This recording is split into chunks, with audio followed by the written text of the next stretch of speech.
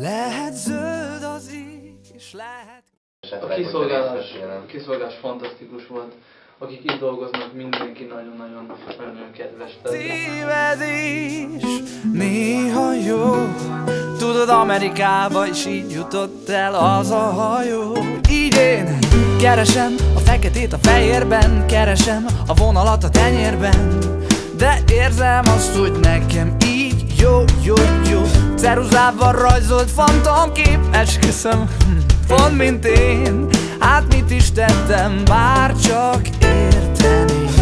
Itt járok, mégis szabadon én, vonz a veszély.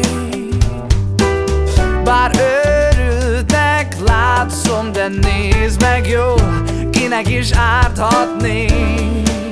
Mert lehet zöld az ég, és lehet kék a fű, nekem mindegy, hisz végül is így gyönyörű.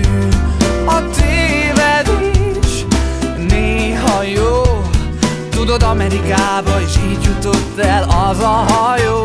Rám vigyorog a tükröm, hogy furcsán néz, valamilyen laza trükkel már megint új arcot cserél. De érzem azt, hogy nekem így jó.